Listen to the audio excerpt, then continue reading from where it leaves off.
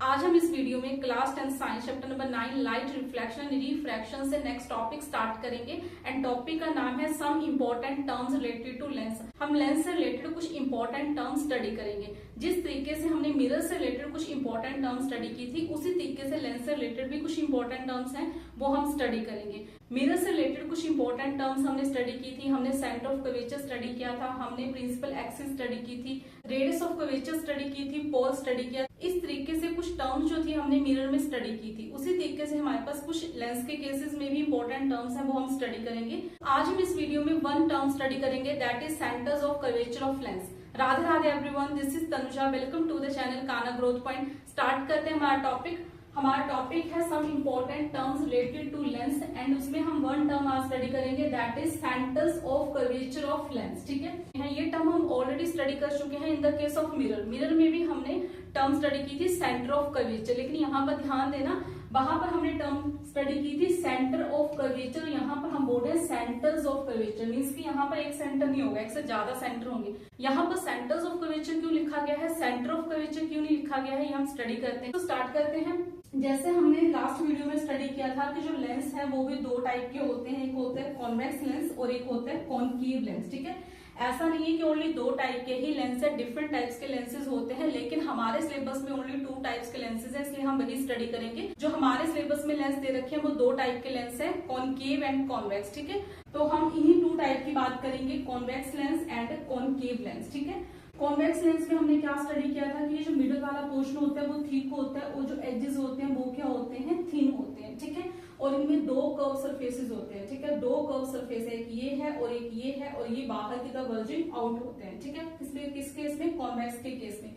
लेकिन यदि हम कॉन्वेक्स मिरर की बात करें या कॉनकेव मिरर की बात करें तो वहां पर एक सरफेस और जो सरफेस था वो किसी स्फेयर से कट किया गया था, और उस स्फेयर का जो सेंटर होता है वही सेंटर ऑफ कर्वेचर होता है मिरर का। तो वहां पर एक सरफेस था, इसलिए एक सेंटर ऑफ कर्वेचर था। और यहाँ पर हम बात करें तो यहाँ पर देखो ये दो सरफेस है। ठीक है, दो सरफेस है। यदि मैं इस सरफेस को, ये वाला फर्स्ट सरफेस है, इसको यदि कंप्लीट करूं तो ये इस तरीके से क्या हो जाएगा, एक स्फेयर बन जाएगा। ठीक है, और यदि मैं इस सरफेस को कंप्लीट करूं तो इस तरीके से एक क्या बन जाएगा, स्फेयर बन जाएगा।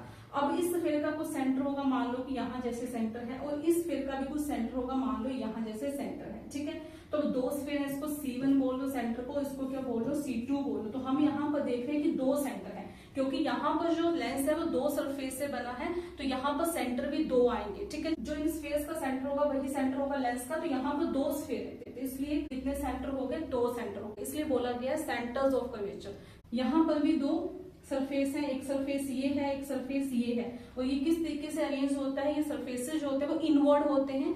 यदि यहाँ पर मैं इस सरफेस की बात करूं और इस स्फेयर को क्या करूं, कंप्लीट कर दूं कुछ इस तरीके से। ठीक है, तो यहाँ पर भी एक सेंटर आ जाएगा। ठीक है, और यदि मैं इस सरफेस को कंप्लीट करूं और यहाँ पर एक स्फेयर बना दूं तो यहाँ पर भी क्या आ जाएगा, एक सेंटर आ जाएगा। ठीक है, यदि मैं एक सेंटर को बोल दूं C1, दूसरे सेंटर को बोल दूं C2, तो यहाँ पर कितने सेंटर हो गए, टू सेंटर हो गए। ठीक है, तो लेंसेज में कितने सेंटर होते हैं, टू सेंटर होते हैं, क्योंकि जो लेंस है वहां पर दो स्फेरिकल सरफेस होते हैं, मिरर में एक होता था।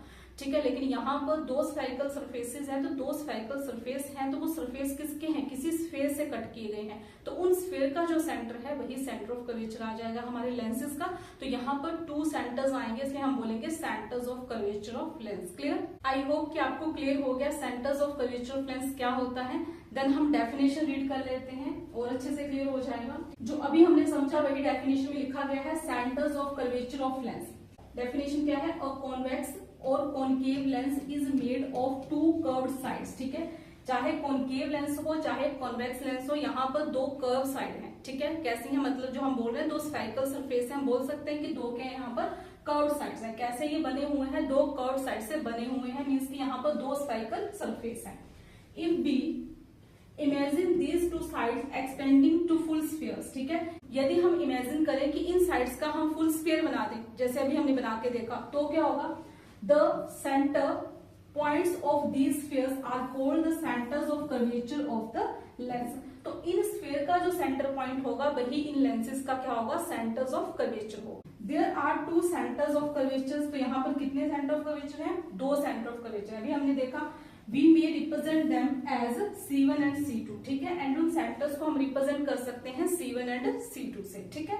इस तरीके से लेंस में 2 सेंटर्स ऑफ कर्वेचर होते हैं और मिरर में 1 सेंटर ऑफ कर्वेचर होता है। क्लियर? आई होप कि आपको ये कॉन्सेप्ट अच्छे से क्लियर हो गया है। थैंक यू, टेक केयर, मिलते हैं नेक्स्ट वीडियो में।